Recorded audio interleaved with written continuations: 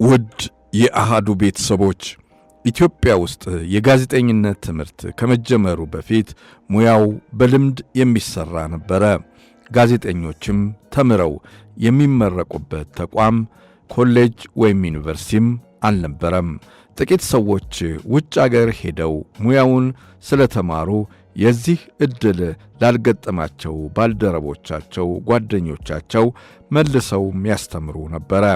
ታዲያ በዚያን የጋዜጠኝነት ትምህርት ባልተስፋፋበት ወቅት አንድ ብርቱ ኢትዮጵያዊ ጋዜጠኛ ስለ ሙያው ማስተማሪያ መጽሐፍ አሳትሞ ነበር። ያ መጽሐፍ ጋዜጠኝነት ይሰኛል። በዘመኑ የነበሩ የኢትዮጵያ ጋዜጠኞች በሙሉ ያነቡትና የሚጠቀሙበት ብቸኛው መጽሐፋቸው ነበር። የዚህ ጋዜጠኝነት የተሰኘው መጽሐፍ አዘጋጅ ታፈሰ በለጠ ይባላል። ከሰሞኑ ይችን ዓለም በሞትም ተለየ። ነገ ማክሰኞ 28 ቀን 2018 ዓ.ም ሥርዓተ ቀብሩም ይፈጸማል። በዛሬው ኢትዮጵያዊ ስንክሳራችን ታላቁን የሙያ አባት ጋዜጠኛውን ታፈሰ በለጠን በጥቂቱ እንዘክረዋለን። ጥበቡ በለጠ ነኝ። ኢትዮጵያ የጋዜጠኝነት ሙያ እንዲስፋፋ እንዲያድግ ካደረጉላት ቀደምት ጋዜጠኞቿ መካከል ታፈሰ በለጠ አንዱ ነው። ሙያው በእውቀት እንዲሠራ ያደረገ ቀዳማይ ሰው ነው። በኢትዮጵያ የጋዜጠኝነት ታሪክ ውስጥ ስሙ ሕያው ሆኖ እንዲጠራም ያደረገ ባለውለተኛ ነው። ጋዜጠኛ ታፈሰ በለጠ የሕይወት ታሪኩ እንደሚያመለክተው ከአባቱ ከአቶ በለጠ ምንካሬ እና ከእናቱ ከወይዘሮ መብራት መንግሥቴ በከፋ ጠቅላይ ግዛት በአሁኑ አጠራር በጅማ ዞን በጅማ ከተማ በ1940 ዓ.ም ተወለደ። የአንደኛ ደረጃ ትምህርቱን በጅማ ዞን በሶኮሩ ከተማና የሁለተኛ ደረጃ ትምህርቱን በጅማ ከተማ በሚገኘው ሚያዝያ 27 የአሁኑ ጅማ አጠቃላይ ማለት ነው ሁለተኛ ደረጃ ትምህርት ቤት ተምሯል። አዲስ አበባ በሚገኘው የዳግማዊ ምኒልክ ሁለተኛ ደረጃ ትምህርት ቤት ይዘጋጅ ለነበረው ዓላማችን ለተባለው የመጀመሪያ የተማሪዎች መጽሔት ዋና አዘጋጅም በመሆን ሰርቷል። የከፍተኛ ትምህርቱን በቀድሞው ቀዳማዊ ኃይለ ሥላሴ በአሁኑ አዲስ አበባ ዩኒቨርሲቲ የአስተዳደር ወይም ማናጅመንት ትምህርት በዲፕሎማ ተመርቋል። አሜሪካ ሀገር ከሚገኘው ታዋቂው ዌብስተር ዩኒቨርሲቲ በዓለም አቀፍ ግንኙነት የመጀመሪያ ዲግሪና ሃንጋሪ ሀገር ከሚገኘው ቡዳፔስት ዓለም አቀፍ የጋዜጠኝነት ትምህርት ቤት በጋዜጠኝነት ዲፕሎማ አግኝቷል። ጋዜጠኛ ታፈሰ በለጠ በኢትዮጵያና በውጭ በሚገኙ ዓለም አቀፍ ሚዲያዎች በሳል ዘገባዎችን ያቀርብ ነበረ። በኢትዮጵያ የጋዜጠኝነት ታሪክ ውስጥ በተለይም በዜና ዝግጅት ጉልህ ስፍራ ያለው ሁነኛ ባለሙያ ነበረ። በኢትዮጵያ ዜና አገልግሎት ወይም ኢትዮጵያ ኒውስ ኤጀንሲ ከፍተኛ ደረጃ ሪፖርተር ሆኖ በአዲስ አበባና በድሬዳዋ ከተሞች እንዲሁም ደርግ ከመውደቁ በፊት በቀድሞው ኤርትራ ክፍለ ሀገር በአስመራ ከተማም አገልግሏል።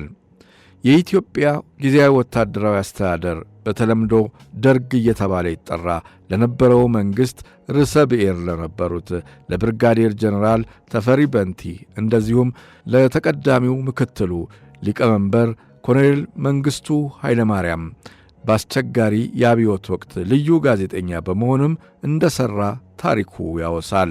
በንጉሠ ነገሥቱ ዘመንና በኋላም የአገር ውስጥና የውጭ ፖለቲካዊ፣ ዲፕሎማሲያዊ፣ ማኅበራዊና ዓለም አቀፍ ጉዳዮች ዘገባ በማቅረብም ይታወቅ ነበረ።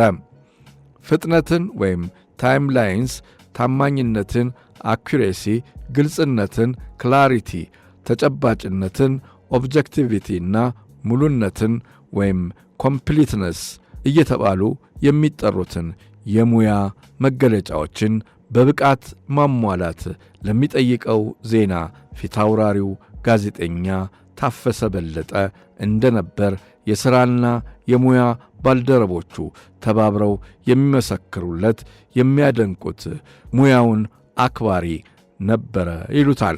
የሀገር ውስጥና በተለይም ዓለም አቀፍ ሁነቶች በድንቅ ብቃት በዘገባቸው በዜና ዝግጅቶቹ ፍጥነትና እንደዚሁም አቀራረቡን ጥራቱን የዓመቱ ተሸላሚ በመሆን የወርቅ ብዕር ለመሸለም መብቃቱንም ታሪኩ ያወሳል።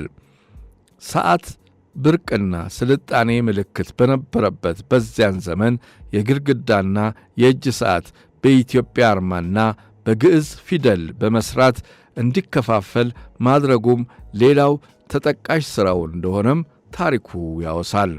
በአፄ ኃይለ ሥላሴ ዘመነ መንግሥት የኢትዮጵያ ዜና አገልግሎት ዋና ሥራ አስኪያጅ የነበሩት ታላቁ ክቡር አምባሳደር ዘውዴ ረታ በአንድ ወቅት በሰጡት ቃለ ምልልስ እንዲህ ይላሉ። ታፈሰ በለጠ የአማርኛ ዜና አጻጻፍ ደረጃን በማዘመን አዲስ ምዕራፍ ከከፈቱ ብዙ ጋዜጠኞች መካከል ዋናው ነው በማለት መስክረዋል።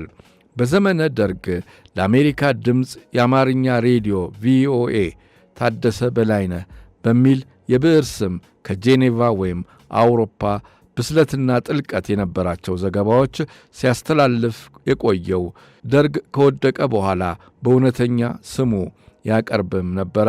በተባበሩት መንግሥታት ድርጅት የጄኔቫ ቢሮ ለ17 ዓመታት የእንግሊዝኛ ቋንቋ ጋዜጠኛ ሆኖ በማገልገል የተለያዩ የተባበሩት መንግሥታት ጉባኤዎችን፣ የዓለም አቀፍ ድርጅቶች ሥራዎችን፣ የዲፕሎማሲ ጉዳዮችን በማስተላለፍ አስተዋጽኦ ከማድረጉም በላይ በዓለም አቀፍ የዜና ሪፖርትና በጋዜጠኝነት ሙያ ያለውን ብቃትም አስመስክሯል።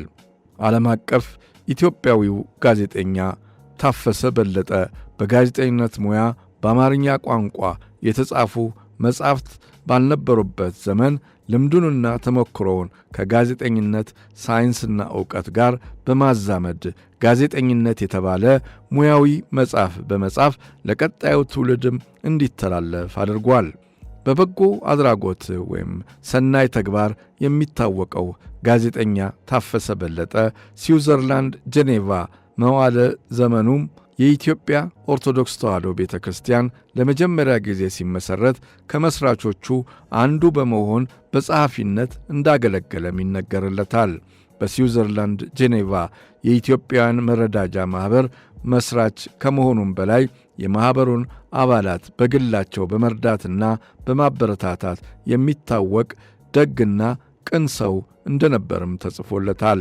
በስዊዘርላንድ በሚገኘው እኔም ለወገኔ የበጎ አድራጎት ማኅበርና በሌሎች የበጎ አድራጎት ማኅበራት ከባለቤቱ ጋር በመሆን የገንዘብና የምክር ድጋፍ ያደርግም እንደነበር ተጽፎለታል። እነዚህና ሌሎች የፈሪሃ እግዚአብሔር ፍሬዎች የሆኑ ተግባራትን መንፈሳዊ ሰውነቱን ይመሰክራሉ በማለት ታሪኩ ያወሳል። በአጠቃላይ ጋዜጠኛ ታፈሰ በለጠ እንደ አንድ የቀድሞ ትውልድ ጋዜጠኛ የሚታወሰው በአገር ውስጥና በዓለም አቀፍ የዜና ሪፖርት መስክ ባካበተው ልምድና ተሞክሮ በእንግሊዝኛ ቋንቋ የሚዲያ ብቃቱ በሠራቸው ታላላቅ ሥራዎችና ለጋዜጠኝነት ሙያ ባበረከተው አስተዋጽኦ ነው። ከዚህ አንጻር የጋዜጠኝነቱ ውሃ ልክና የቀለም ቀንድ እንደዚሁም በሙያው ፍሬው በመንፈሳዊና በበጎ አድራጎት ተግባሩ በመልካም ሁለንተናዊ ሰብዕናው አርአያነት የተነሳ ታላቅ ሰው ነው ተብሎም ተጽፎለታል። ጋዜጠኛ ታፈሰ በለጠ ባለትዳር የ3 ልጆች አባትና የ2 ልጆች አያትም ነበረ። ባደረበት ሕመም ምክንያት በሕክምና ሲረዳ ቆይቶ በተወለደ በ78 ዓመቱ ሐምሌ 16 ቀን 2018 ዓ.ም ከዚህ ዓለም ድካም አርፏል። በነገው ዕለትም ሐምሌ 28 ቀን 2018 ዓ.ም ጄኔቫ ስዊዘርላንድ ውስጥ በሚገኘው መድኃኔ ዓለም የኢትዮጵያ ቤተ ክርስቲያን ግቢ ውስጥ ሥርዓተ ቀብሩ እንደሚፈጸምም ታውቋል። አሃዱ ሬዲዮና ቴሌቪዥንም በታላቁ ጋዜጠኛ በታፈሰ በለጠ ሕልፈት የተሰማውን ጥልቅ ሐዘን እየገለጸ ለቤተሰቦቹ፣ ለወዳጅ ዘመዶቹና ለአድናቂዎቹ መጽናናትን ይመኛል።